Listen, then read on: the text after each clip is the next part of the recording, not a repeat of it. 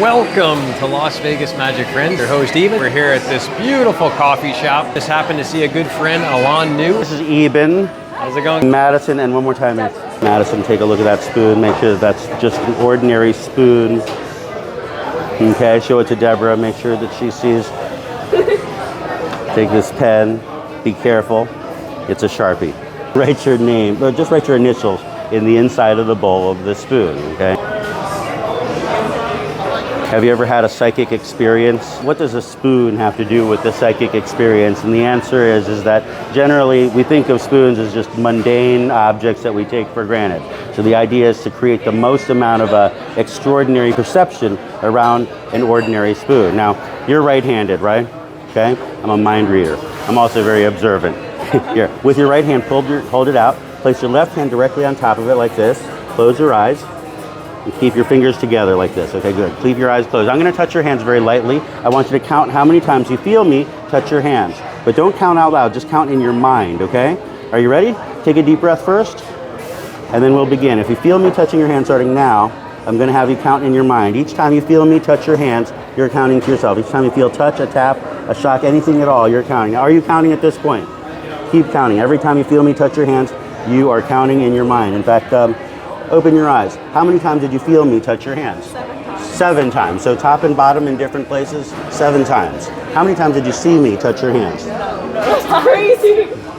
Didn't touch you at all. Now here, close your eyes again. I'm gonna hold one hand on top, one hand below. When I count to 3, push your palms together. 1, 2, 3, pushing your palms together. Do you feel the spoon like it's pushing upwards, like it's bending in the middle, like it's getting taller between your hands? Kind of weird, right? Open your eyes. That spoon has been between your hands the entire time. I didn't touch you at all, even though received 7 times. Bring your hands apart and let's take a look at the spoon. And look at this. You can see actually the spoon is starting to bend, right? Right? See, it even has your initials on it, right? And yet here's the weird thing, okay? If I put this on my hand, let me see if I can get it to go a little bit more. Watch.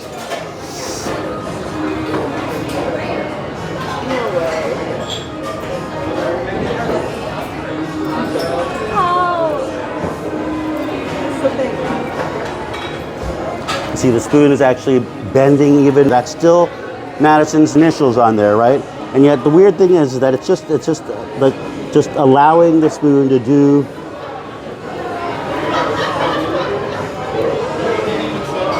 this thing that allows it to create the most amount of energy with just a minimal amount of effort.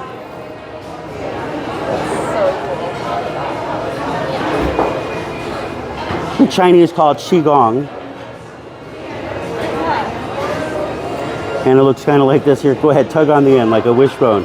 I mean, that's actually difficult to unbend, right? I mean, it hasn't suddenly become flimsy. I mean, tug on it. I mean, that's hard, right?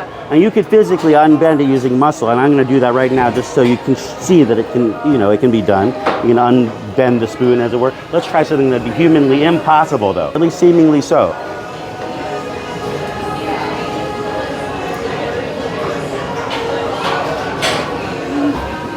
Now ever so slowly, ever so subtle, you see the spoon rotating around its vertical axis, no effort at all between my thumb and forefinger, just continues to rotate, continues to spin, continues to turn. When it stops, look, the spoon is actually twisted, right?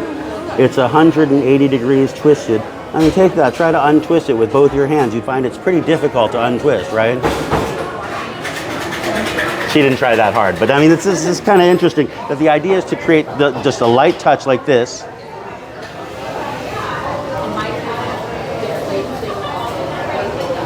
And ultimately, we can create what people might call an impossible object. So basically an object that once people hears the story, they say that's impossible.